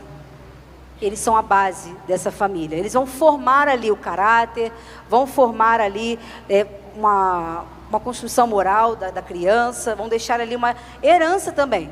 Às vezes não vão deixar herança financeira nenhuma, mas vão deixar algo para os seus filhos. Vocês deixarão algo para os seus filhos. Alguma herança emocional, espiritual, vocês deixarão para os seus filhos. E o que vocês deixarão? Ali diz que amarre-o sempre junto ao coração. Nós temos aqui a área interna nossa aqui, no nosso coração, nossos sentimentos. E ate-os aí ao redor do pescoço, algo que vai ser visual, as pessoas vão ver. Então, algo que você guarda e algo que também os outros vão ver em você. O que vai acontecer com isso? Vai te guiar, vai te proteger, falarão com você, ou seja, isso será constantemente, dia após dia. Pois o mandamento é luz, as advertências são um caminho que conduz à vida. Mas para isso, qual tem sido o seu papel? Você tem ensinado realmente para eles? O que você tem ensinado? Vai gerar isso? Seus filhos guardarão no coração, poderão pendurar em seus pescoços? O que será que seus filhos têm amarrado ao pescoço? Qual é o ensinamento que vocês têm deixado?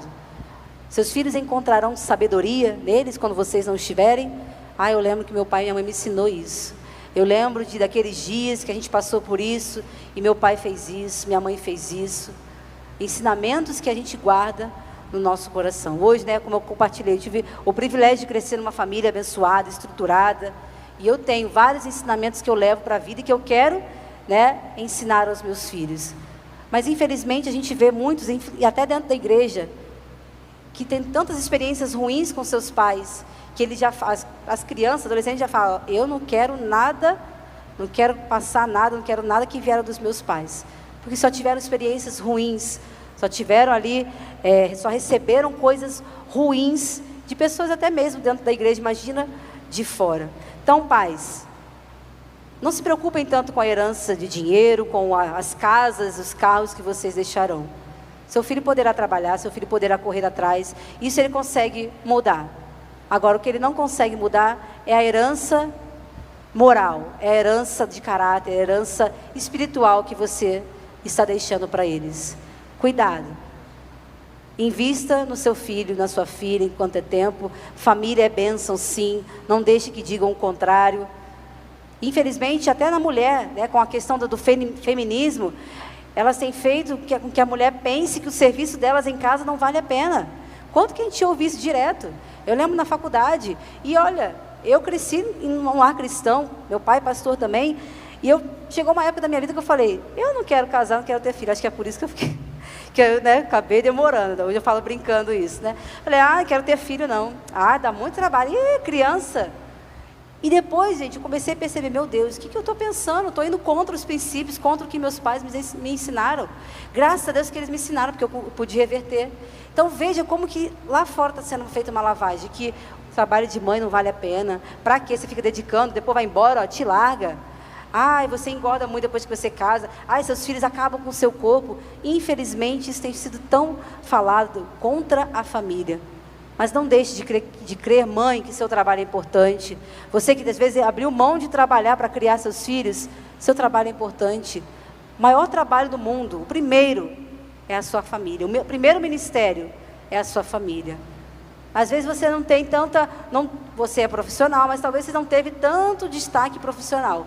Mas se seus filhos estão firmes com Jesus, isso é o que valeu a pena. Então invista no que vale a pena, que é na sua família, na formação de princípios, de caráter. Então pense nisso.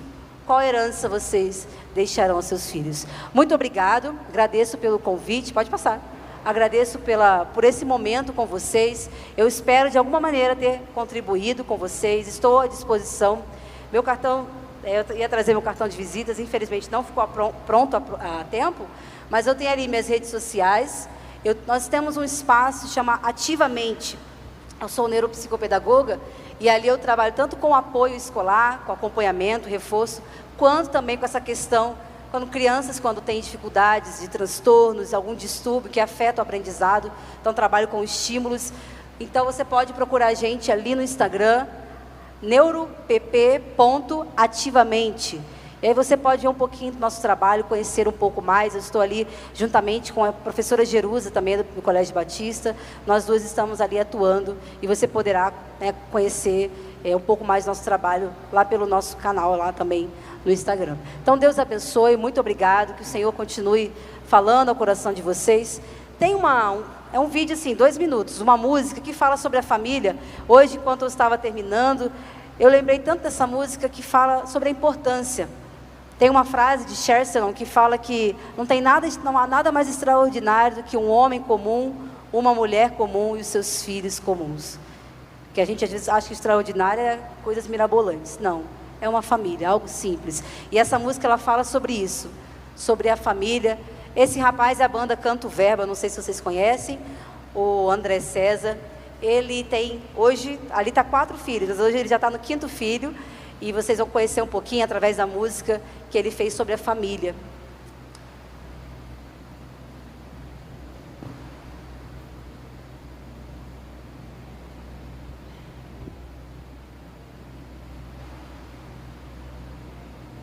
André Costa, falei errado.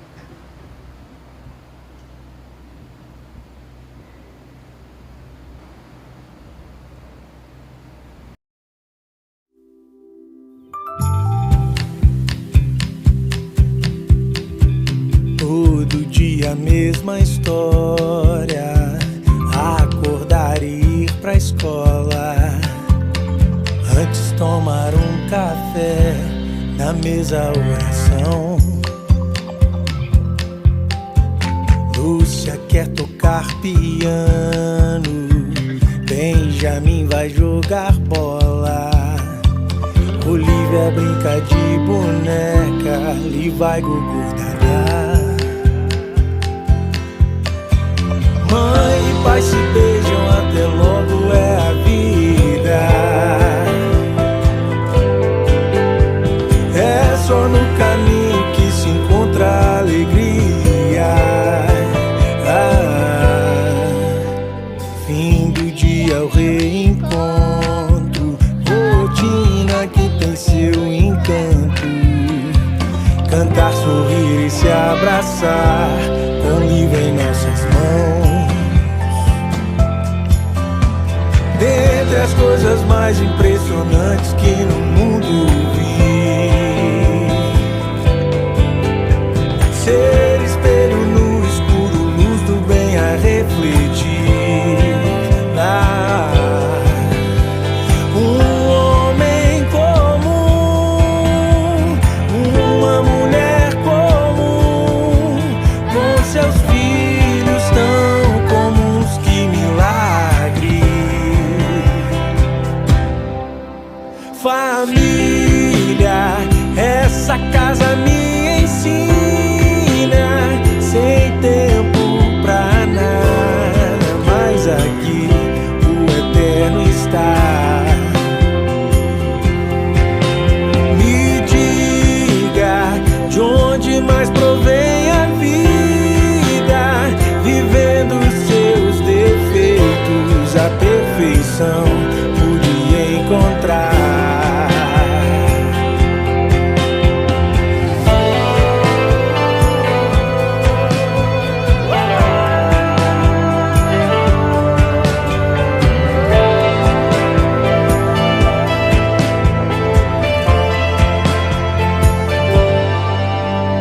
Dentre as coisas mais impressionantes que no mundo vi, um homem comum, uma mulher comum, com seus filhos tão comuns, que milagre. Família, essa casa me sem tempo pra nada, mas aqui o eterno está. Me diga de onde mais provém a vida, vivendo os seus defeitos, a perfeição pude encontrar.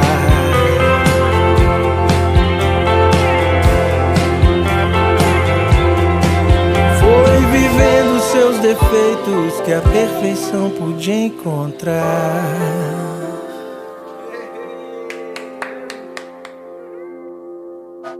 Depois você pode pesquisar a vida comum do Canto Verbo. Então, família, essa casa me ensina, sem tempo para nada, que é a nossa realidade, corrida, mas ali o eterno está. Essa é a diferença. Eu gostaria de orar por vocês, pais, mães. Convido você a se colocar de pé. Sei que essa tarefa de educar, ensinar um filho não é fácil, mas se o Senhor estiver na frente, se você buscar o Senhor, Ele te capacitará e te conduzirá. Pai, obrigado por essa tarde, obrigado por esse momento tão precioso, ó Pai, que podemos aqui conversar, que podemos aqui aprender mais a como mediar situações com as crianças, situações comportamentais, situações de ensino, e o quanto o papel da família é importante, ó Pai, na vida de uma criança. Ó Senhor, eu quero te pedir por todos os pais, por todas as mães que aqui estão. Clama ao Senhor, ó Pai, que venha capacitá-los, que venha, Senhor, orientá-los, que venha dar a eles, ó Pai, o discernimento, a sabedoria do Senhor, ó Pai, para que eles possam conduzir os seus filhos na contramão do mundo, conduzir os seus filhos baseados nos princípios da Tua Palavra, ensinando a amar e honrar o Senhor, e que seus filhos sejam homens e mulheres de bem, homens e mulheres que honram o Senhor, ó Pai, que esses pais possam deixar uma herança, Senhor, espiritual aos seus filhos, possam deixar, ó Pai, o exemplo de vida de homens e mulheres que honraram e serviram a Deus, e que seus filhos tenham, Senhor, essa admiração, que seus filhos tenham o desejo de seguir os caminhos dos seus pais, porque te amaram, porque te buscaram e te honraram. Ó Senhor, abençoe, livra as nossas crianças, Senhor, livra, Senhor, as nossas crianças, ó Pai, de todo intento maligno, ó Pai, que queira, Senhor, afastá-las do Teu caminho, que queira ensiná-las, ó Pai, a serem o que elas não são, Deus. Ó Pai, que as nossas crianças amem ao Senhor acima de todas as coisas, que elas cresçam saudáveis, que elas cresçam, Senhor, na graça e no conhecimento da Tua Palavra, do conhecimento da criação, mas também da Tua Palavra, do que o Senhor é, que elas possam ter um relacionamento contigo, Senhor, que elas não venham se corromper nesse mundo tão mau, mas que elas venham ser sal e luz, que elas venham ser diferentes, Senhor, que elas venham fazer diferença no meio dessa geração, e que elas possam anunciar o Senhor, ó Pai. Obrigada por essa tarde, continue conosco, com cada família, com cada situação. Peço por esse projeto dos irmãos que compartilharam aqui, nesse bairro ali do Garcia. Ó Senhor, que desafio que eles têm ali pela frente, crianças que vêm de uma situação familiar totalmente desestruturadas, ó Pai, que às vezes a gente olha e parece que não tem solução, mas eles estão ali, ó Pai, eles estão ali como pontes do Senhor, como canais do Senhor, ó Pai. Clamamos para que o Senhor venha usá-los poderosamente, para que o Senhor venha dar sabedoria, para que eles conduzam aquelas crianças, para que eles possam mudar essa geração, ó Pai, através do ensinamento que eles estão ali para trabalhar com elas, que eles possam reverter situações, que crianças possam encontrar o Senhor ali, possam ser salvas e se tornarem pessoas de bem, pessoas que te honram e que te louvam, Senhor. Assim nós oramos no nome de Jesus. Obrigado, Pai. Amém. Amém. Obrigado, irmãos.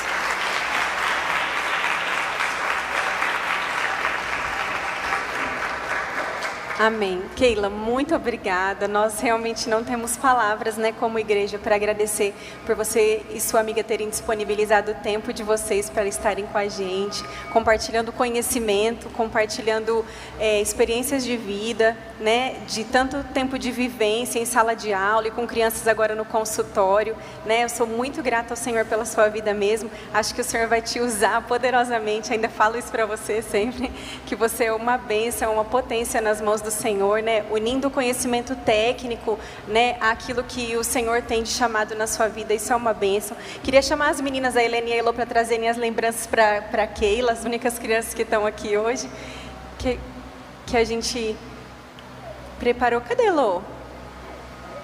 A Helena que foi aluna e a Elô que eu oro para que seja aluna da tia Keila. Ali, ó, a Elô, a outra ali, ó, pega lá.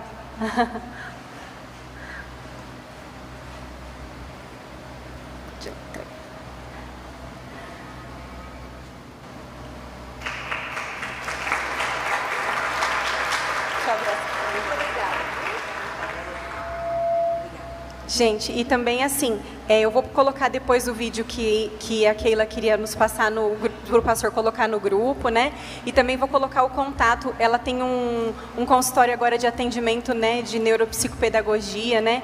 Tantas crianças que a gente vê que estão precisando, com transtornos, né?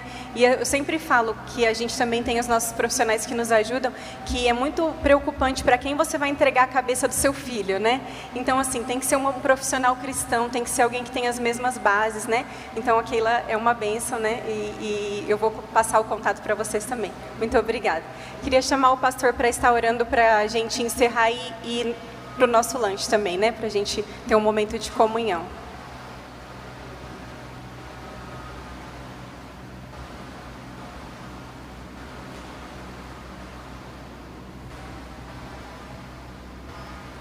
Irmã Keila, a gente agradece de coração a tua disposição de poder estar com a gente nessa tarde. Foi de grande valia. Como diz, sempre a gente tem que ouvir as mesmas coisas para ficar bem gravada em nosso coração. E Deus tem falado grandemente sobre esse assunto que você comentou. E é o tempo que nós precisamos salvar esta geração e ser exemplo para eles. Porque só assim nós vamos garantir que vai haver uma próxima geração. Caso contrário, será... Israel já houve isso. Já houve tempo em que uma geração foi perdida. E perderam muito com isso. Nós temos que ensinar os nossos filhos e ser exemplo para eles. Amém? Eles confiam na gente. Senhor, obrigado por tudo que recebemos das tuas mãos nesta tarde. Que teu Espírito continue usando a sua filha Keila nesse ministério de ensino. E que o Senhor use grandemente a sua vida para ajudar a muitos que precisam.